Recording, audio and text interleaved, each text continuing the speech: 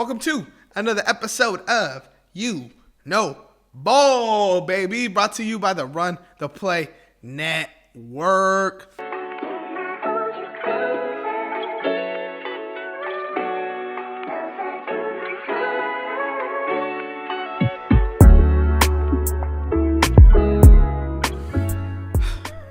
Listen, my boy Philly Phil is out sick, so today we're going to have a solo episode for you guys. And today we're going to be talking about my list of the NBA's most overrated players. Now, I want to get this out of the way early.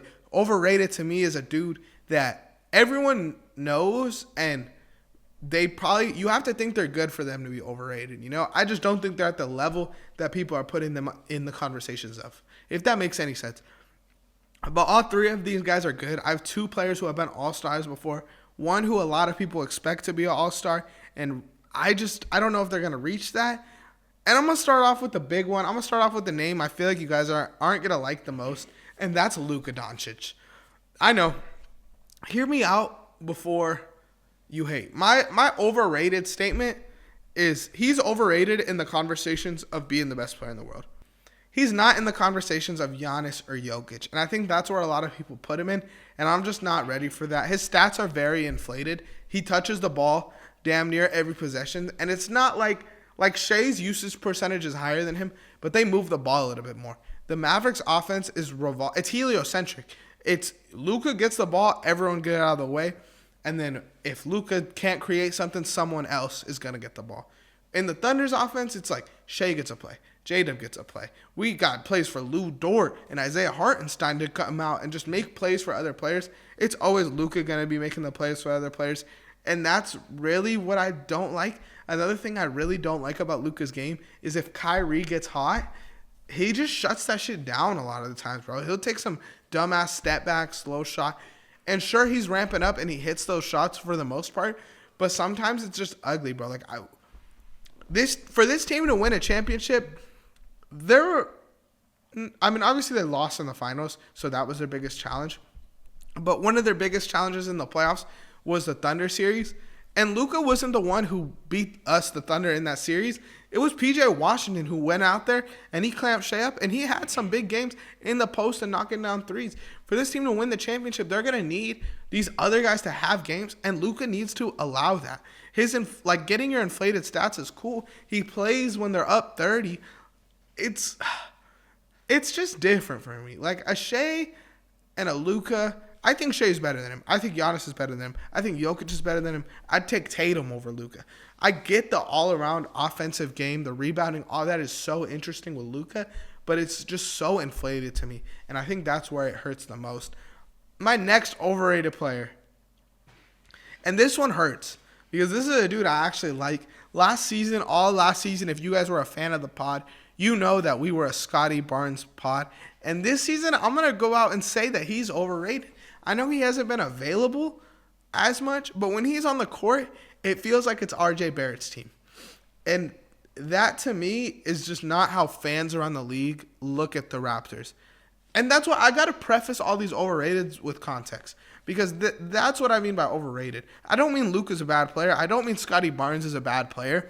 But I think there's a lot of talk about the Raptors' cornerstone piece being Scotty Barnes, and I just don't see that being a championship-level team if Scotty Barnes' development gets there. Like if the ceiling of Scotty Barnes, I don't think can lead you to the championship.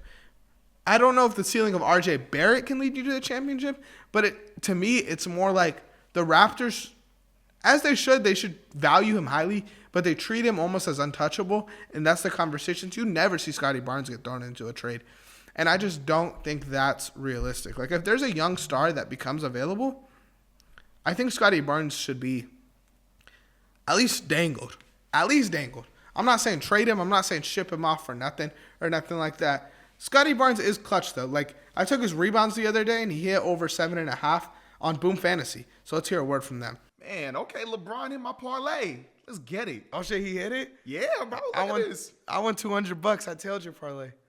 How the heck did you win $200? I used Boom Fantasy. I used their pick and spin, spun the wheel, got 10 times my money. Bro, you got to hook me up. If you use code RTP, you could get a risk-free bet up to $100. Let's get back to the video.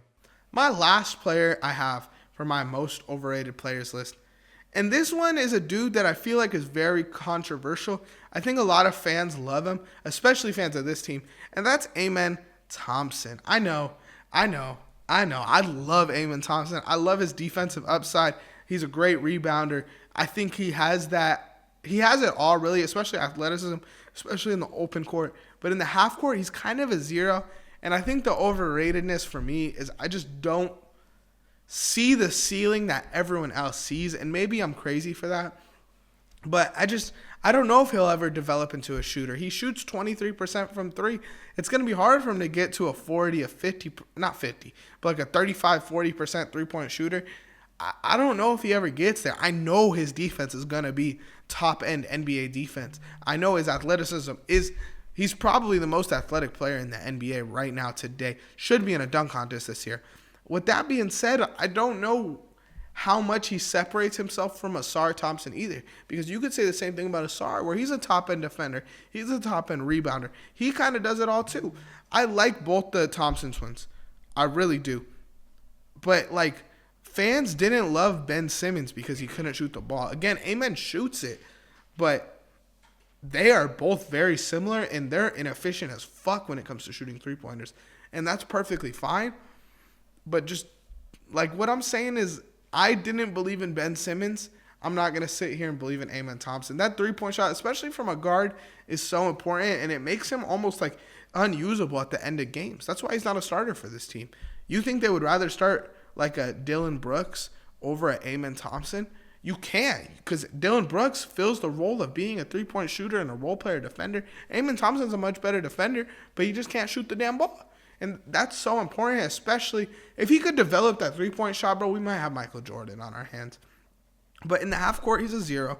Can't shoot the ball. He's just his twin. I see the vision, but I need to see more for me to put him in these like future all-star conversations. But y'all let me know at home. What do you think about Amen Thompson, Luka? Who's my other guy? Scotty Barnes. Make sure to like, subscribe, follow, but most importantly, run the play.